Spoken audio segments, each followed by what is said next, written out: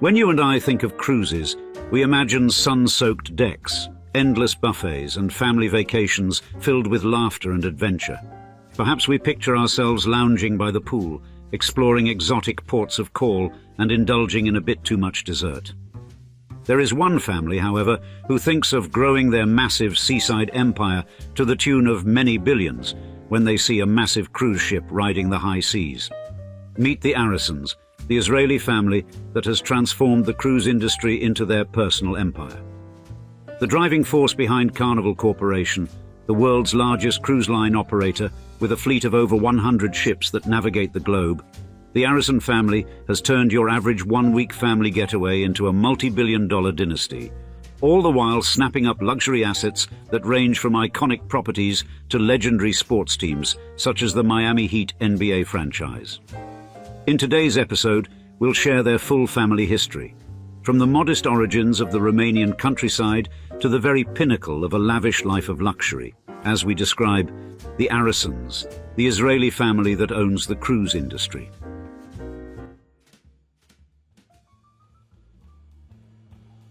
The net worth of the Arison family is, for the average mortal, a figure too high to readily comprehend, and as of 2024, Mickey Arison, the head of the family, is worth some $8.2 billion. Now Mickey's sister, Shari Arison, is not far behind on the billionaire bandwagon with a tidy $5.4 billion to her name, making her one of the richest women on our little blue dot. And the source of this staggering wealth is the good old family business, of course, Carnival Corp, more commonly known as Carnival Cruise Lines. Indeed, you've probably heard of it, sailed with it, or at least dreamt of escaping your mundane 9-to-5 aboard one of its luxurious floating cities. Ted Arison, the Israeli-born mastermind behind this empire, passed down a rather lucrative legacy, with son Mickey now steering the ship as the company's chairman, and his stake alone, a hefty 7.6%, is worth a cool $1.7 billion today. But Mickey Arison isn't just a one-trick pony. He also owns the Miami Heat, which according to Forbes is valued at $3 billion alone. Thus, whether it's the basketball court or the high seas, Mickey seems to have a Midas touch. Turning to sister Shari Arison, she's not just resting on her cruising laurels either. She heads Arison Investments, a behemoth straddling major industries from real estate to, wait for it, artificial intelligence. That's right, even the robots are in her pocket, and her slice of this corporate pie is valued at $2.5 billion. But life isn't just about accumulating stocks, equity and cold, hard business deals for the Arisons. They also indulge in some rather fetching real estate. Until 2022, Shari was the proud owner of a 9,000-square-foot mansion perched by the sparkling waters of Florida, which she sold for a mere $41.5 million. Nowadays, she whiles away her downtime aboard her $100 million yacht, and at 211 feet, it's more a floating palace than a boat, and just the tonic for a stressful day of multi-million-dollar transactions. And Mickey, not one to let his sister outshine him, owns a $50 million yacht, the modestly priced Milin 4. It comfortably hosts 10 guests and runs him about $3 million a year. Veritable pocket change when you're an Arison. And let's not forget the accessories, for no self-respecting billionaire would be caught dead without a timepiece to match their worth. Mickey, a connoisseur of the finer things, often sports a Rolex Daytona priced around $60,000 as he cheers on the Miami Heat. And such watches are crucial, for they ensure he's punctually whisked away on the family's private jet, a Gulfstream G650 that set them back over $30 million. But when time is more valuable than money, such expenses are merely an investment. Now, by this point, you may be asking how a little-known Israeli family achieved so much financial success, to the point where a multi-million-dollar jet doesn't make a noticeable dent in their bank accounts. Well, to understand how this family truly reached the pinnacle of old money status, we need to travel back to where it all began, 20th century America.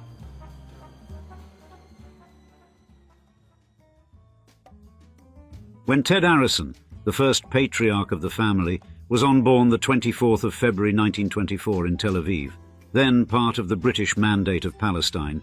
He arguably entered the world at the peak of socio-economic privilege. And he grew up in an Israeli family from the Romanian Jewish diaspora as the son of Mir Arison, a multi-million-dollar business tycoon who ran the largest shipping company Palestine had ever seen, and his wife Vera. Thus, due to his privileged upbringing, Ted never experienced the hardships that many entrepreneurs face in their youth. Instead, he enjoyed the finest pleasures in life and never wanted for anything. Furthermore, from an early age, Ted idolized his father and gained an appetite for the world of business, identifying closely with the shipping business model that his father had adopted. Therefore, hungry to impress his father and grow the legacy of his last name, he enrolled at the American University of Beirut at the age of 16 to study commerce and economics. However, before he had a chance to graduate, the great man-made catastrophe of the Second World War hit every corner of the globe. As a Jewish man, Ted felt he could not just sit on the sidelines and watch his religious brothers and sisters be slaughtered by the might of the Axis powers.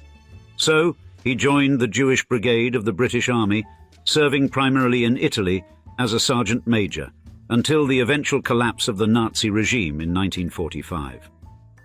With World War II behind him, Ted decided to dive headfirst into the world of business, instead of going back to university to finish his degree. And his first major venture occurred in 1946, when Ted followed in his father's footsteps to become the proud manager of Emser Dizengoff & Co., a national shipping company. The company enjoyed good commercial success and occupied Ted for the next 2 years.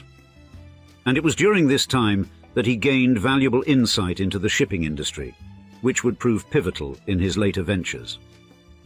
However, he once again put his career on hold in 1948 to serve as an officer in the Israel Defense Forces during the Arab-Israeli War. His previous military experience proved invaluable to the Israeli forces, and he eventually achieved the rank of lieutenant colonel before the Israelis went on to beat the Arab forces. With another war over, Ted could focus on growing his shipping company for the next 3 years. However, by 1951, business growth became stagnant, and Ted started to feel that Palestine wasn't the place to build an aquatic empire like the world had never seen. He believed that the grass could be greener and the oceans deeper on the other side of the pond, and in 1952 decided to make the move to the land of the free. And this move would later prove monumental to the growth of the Arison dynasty. Ted first moved to New York in pursuit of greater economic opportunity. However, the Big Apple did not prove as lucrative as he first imagined, and he later moved to the white sunny beaches of Miami in 1966. During his time in Miami, Ted met Knut Kloster, a fellow entrepreneur with familial connections in the shipping industry. Together, the two formed Ted's second company, Norwegian Cruise Lines, in 1966. Business boomed for the following years, and Ted received his first taste of the sweet nectar of American success. Despite a falling out between the two founders that led to Ted's departure in 1971, Norwegian Cruise Lines has remained legendary in its own right. Even today, it continues to be a leading innovator in the cruise industry, renowned as the fourth largest cruise line in the world by passengers and controlling more than 8% of the total worldwide share of the cruise market by passengers as of 2021. Yet in 1972, Ted would form his third company, Carnival Cruise Lines, as part of a subsidiary of Boston's American International Travel Service, and the company started with a single transatlantic ocean liner, converted into a cruising ship and dubbed the Mardi Gras. However, this was just the first ship in a pipeline of many, and Ted had no plans of slowing down. This was his third company in the space of a few short years, and he was going to make it work, no matter the cost. To facilitate his plans for aggressive expansion, Ted purchased the subsidiary from American International Travel Service for just $1, acquiring some $5 million of debt in the process. In and around this time frame, Ted had also devoted a significant portion of his time and energy to creating a family, and in 1948, he married a woman named Mina Wasserman, an immigrant from the Arisons' ancestral homeland of Romania. The two fell in love, and with the financial security provided by Ted, had two children, Mickey, who was born in 1949, and Shari, born in 1957. These two children would eventually inherit Ted's portfolio and prove to be pivotal in the expansion of the Arison Empire. However, come the 1980s, Ted had no plans of handing over the reins. In fact, he was just getting started.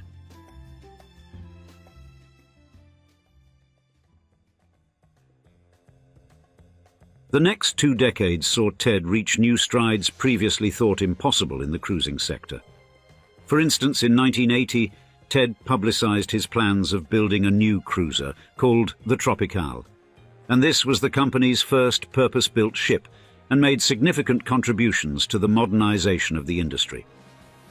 For one, the Tropical sported a new winged funnel to improve airflow and increase passenger comfort. The interior was also completely unique, fit with modern decor and themed lounges. Safe to say, when it launched in 1982, it was an instant success and allowed people to enjoy the beauty of the Mexican Riviera in a newfound level of luxury and refinement.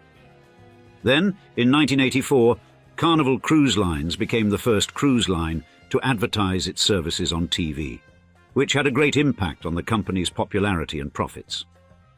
3 years later, Ted took the company public, offering 20% of its total stock. This gave the company a $400 million cash injection, which was used to expand the fleet of luxury cruise ships, as well as acquire 2 rival companies, the Holland America Line and Westors. 1992 saw another addition to the company's portfolio with the purchase of 25% of the Seabourn Cruise Line, a luxury competitor boasting a fleet of over 200 fully kitted ships. An acquisition of Costa Cruises, Europe's largest cruise company, and Cunard Line followed before Ted increased his ownership in Seabourn to 100% in 1999. Ted also diversified his company assets in this period, growing his business empire beyond the realms of the oceans. For instance, in 1988, he was able to explore his passion for basketball with the creation of the Miami Heat, a team that has since become a household name to any basketball fan. Later, in 1991, he formed Arison Investments, a company which he used to buy equity in other thriving businesses in a variety of sectors. As a result of his aggressive expansion throughout the 80s and 90s, Ted developed a strong name in the business world.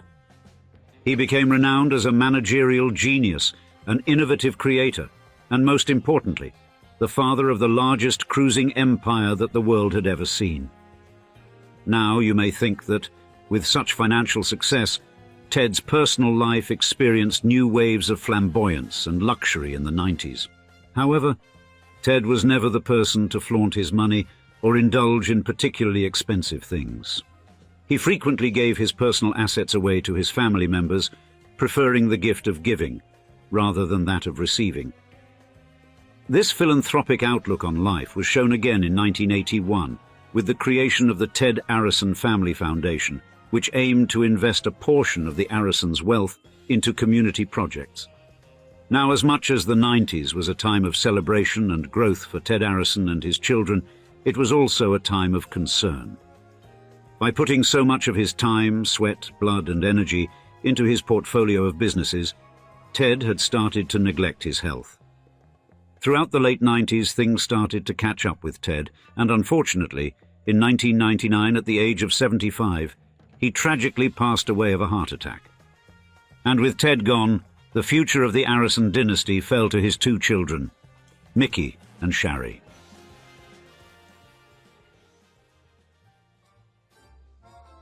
Growing up as the children of a business tycoon, Mickey and Shari's childhood was dominated by the weight of their father's greatness. The 2 looked up to their father as other children look up to superheroes, and even as kids, they knew that they were destined to take over the family mantle. In fact, virtually as soon as they could talk, the 2 children spent as much time running the businesses as their father. Mickey, for instance, immediately dropped out of college in 1972 to help with the management of Carnival Corp. He started off as a salesman, but quickly ascended the corporate ladder, becoming president and CEO in 1979, where he ran the day-to-day side of the business, freeing his father's time to acquire new shipping lines and diversify the family portfolio elsewhere. Shari, on the other hand, preferred the more philanthropic side of Ted's empire, helping to manage the family foundation. She also became involved with Arison Investments, working closely with the board to understand the company's business strategies and practices. Thus, when Ted passed away in 1999, he had two clear successors. Mickey would take over Carnival Corp, while Shari would run the foundation and Arison Investments. With Mickey as its new captain, Carnival Corp continued to grow in the early 2000s. For instance, in 2003, Carnival Corp combined forces with a number of international cruising lines to create the first global cruise company, marking yet another first in the industry. Expansion was so successful under Mickey, in fact, that by 2003 the company owned 50% of the entire luxury cruise market share, marking an era of virtually unchallenged dominance. Mickey also took control of his father's beloved basketball team, the Miami Heat, in 1995, and one of his first moves as team manager was to hire Pat Riley as head coach. This move, along with other smart managerial decisions, has helped the Heat to win a total of 3 NBA championships, all of which were won under Mickey's ownership of the team. At the same time, Shari took over Arison Investments, helping it to increase its holdings and diversify its assets. The bulk of Shari's time, however, was devoted to expanding the reach of the Arison Family Foundation, among other philanthropic ventures. For instance, upon the death of her father, Shari founded Matan, a charity that works to help local communities through investment and funding. Subsequently, in 2001, the Arison Foundation, alongside the Tel Aviv Development Fund, oversaw the construction of the Arison Campus of the Arts in Tel Aviv. In 2002, the foundation helped to build a medical tower in the Ichilov Hospital in Tel Aviv. 2 years later, a Rabin Center was built. Then, an awareness communication center, then a cultural foundation, and an art library. The list of development projects has continued to this day, and if we were to name all of them, we would be here for hours. However, in pure numbers, the foundation has invested a total of $436 million into local communities and development projects. Outside of the boardroom, both Mickey and Shari have ensured the continuation of the Arison dynasty through children. Mickey is the father of 2 children, Nick and Kelly, while Shari has had a total of 4 children. Thus, it's clear to see that for the 2 decades that followed Ted's tragic death, both Mickey and Shari successfully nurtured the flame of their father's legacy and continued to expand the reach of the Arison Empire and secure its future. Yet, every story of greatness has its dark moments, and the second generation of the Arison dynasty certainly faced its fair share of controversies and setbacks throughout the 2010s.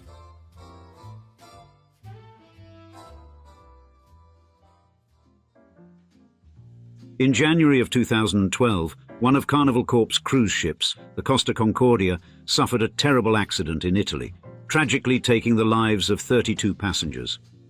Just a year later, another ship, the Carnival Triumph, suffered an engine fire, which left the ship stranded in the ocean without power or a working sewage system.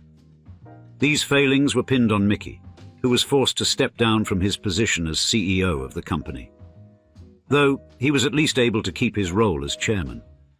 Shari, too, has had her fair share of controversies in recent years. In 2018, she was questioned by Israeli police forces after it was alleged that she paid off Kenyan officials to help one of her construction companies secure contracts worth several $100 million. The charges were eventually dropped after a thorough investigation. However, this allegation certainly damaged her image as a philanthropist and clean businesswoman. Nevertheless, the Arison Empire endured this relatively rocky period and, as of 2024, is stronger than ever. And, with Mickey now aged 74 and Shari 66, the third generation of the Arison legacy is all but ready to take over the management of the family empire. Nick Arison has, for instance, assumed control of the Miami Heat, while Kelly Arison stepped into the role of godmother of the Carnival Corp in 2019. This position, which involves attending a new ship's first launch and naming ceremony, has traditionally been filled by a female member of the Arison family, and it's fitting to see Kelly carry on this long-standing custom. When Shari eventually steps down from her roles in Arison Investments, it's likely that one of her children will assume the role of CEO and majority shareholder. And to put it lightly, it's never been a better time to inherit the Arison family empire, which has continued to grow in recent years. For instance, in March of 2024, Carnival Corp started construction of new cruise ships for the first time in 5 years, which is a clear indication of the company's plans for modern expansion. The Arison Investments portfolio is likewise only growing year on year thanks to its high-yield investment strategies. The third generation will be able to ride the wave of this period of growth and build the empire to newfound heights in decades to come. Ultimately, the legacy of the Arison dynasty can be defined in one word: innovation. Ted Arison fundamentally revolutionized the cruising industry with modern innovations and an unwavering commitment to expanding his empire. Every modern cruise ship has been influenced by Ted Arison, whose name will be embedded into the very fabric of every cruise ship for generations to come. His children have honored his legacy for the last 40 years, and the ceiling for the family's financial future is truly limitless. And now, we'd love to see you in the comments. Were you familiar with the Arisons? And what is your opinion of their family history? We thrive off of our community's thoughts, so don't be sure to leave a statement or two on how you see this lineage. As always, we appreciate your viewership, and thanks again for joining us for another episode of Old Money Luxury. Cheers. Until next time.